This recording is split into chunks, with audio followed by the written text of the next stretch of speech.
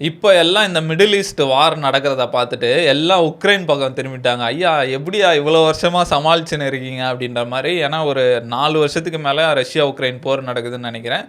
ஒரு நாளைக்கு 200 drones அனுப்புவாங்களாம் Russia. ஈரானோட drones, சாயுத் drones தான்.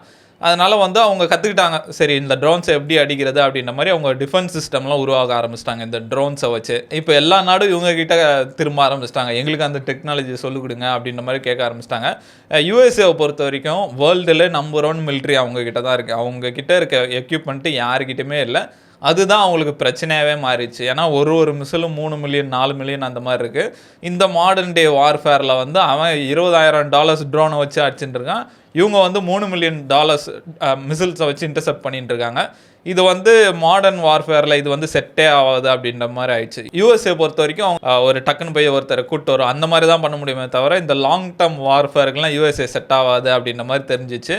இப்ப வந்து இந்த ட்ரோன்ஸ் அதுதான் இந்த மாடர்ன் வார்ஃபேரே டிசைட் பண்ணுது அப்படின்ற மாரி சொல்றாங்க. இப்ப உக்ரைன் வந்து அதோட லீடரா இருக்காங்க இப்ப இந்த ட்ரோன்ஸ்ல. எதனாலனா இப்போ சாயுத் ட்ரோன்ஸ் வந்து $30,000 $40,000 இவங்க கண்டுபிடிச்ச இன்டர்செப்டிங் ட்ரோன்ஸ்லாம் வந்து $3,000 $2,000 அப்படின்ற மாரி இருக்கு. யுக்ரைன் வந்து ஒரு 3 types of defence drone system வச்சிருக்காங்க. FPV பாம்பர் ட்ரோன்ஸ்னு ஒண்ணு, அதுக்கப்புறம் வந்து ஹார்னட் குயின்னு ஒண்ணு, அதுக்கப்புறம் வந்து ஹை ஸ்பீட் ஸ்ட்ரிங் ட்ரோன்ஸ்னு ஒண்ணு. இது 3 இதுதான் வச்சிருக்காங்க. இது வந்து எல்லாமே ரொம்ப சீப்பானது. எப்படி சொல்றது? இது வெறும் 10 கிலோமீட்டர் வரைக்கும் தான் போகும்.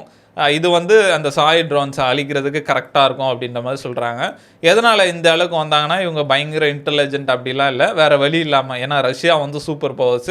இவங்க கிட்ட பட்ஜெட்டே கிடையாது. நியூயார்க் போலீஸ் டிபார்ட்மெண்ட் எவ்வளோ பட்ஜெட் வச்சிருக்காங்களோ, அதோட கம்மி பட்ஜெட் தான் இவங்க கிட்ட இருந்தது அப்படின்ற மாரி சொல்றாங்க. அதனால வந்து நாங்க சீப்பா ஏதாவது பண்ணோம் அப்படின்ற மாரி எங்களுக்கு நிர்பந்தம் வந்தது. அதனால தான் நாங்க இத கண்டுபிடிச்சோம் அப்படின்ற மாரி சொல்றாங்க. இப்ப நெறைய கண்ட்ரீஸ் வந்து இவங்க கிட்ட ஹெல்ப் கேட்டு, இப்ப யுக்ரைனோட ஸ்பெஷலிஸ்ட்லாம் போயிட்டு சவுதி அரேபியால பார்த்துட்டு இருக்காங்க. அந்த சாயுத் ட்ரோன்ஸ் எந்த மாரி வருது, அதை எப்படி நம்ம இன்டர்செப்ட் பண்ணலாம் அப்படின்ற மாரி அவங்க ஸ்டடி பண்ணிட்டு இருக்கான்னு சொல்றாங்க. இப்ப ஜெலன்ஸ்கியே ஒரு ஸ்டேட்மெண்ட் விட்டுருக்காரு. நாங்க சவுதி அரேபியால இந்த மிடில் ஈஸ்ட்ல வந்து ரிசர்ச் பண்ணிட்டு இருக்கோம். நாங்க வந்து ட்ரோன்ஸ்லாம் இவங்களுக்கு குடுக்க போறோம். அதனால வந்து நாங்க ஈரான் கூட வார் போறதா கணக்கு இல்ல. நாங்க ட்ரோன்ஸ் மட்டும் தான் குடுக்குறோம் அப்படின்ற மாரி சொல்லியிருக்காங்க. இப்ப யுஎஸ்ஏ வந்து இவங்க கிட்ட இருந்து ஒரு 10,000 யூனிட் வாங்க போறதா சொல்லியிருக்காங்க. இப்ப இந்த கேமே வேற மாரி மாறப்போகுது அப்படின்ற மாரி தான் இருக்கு.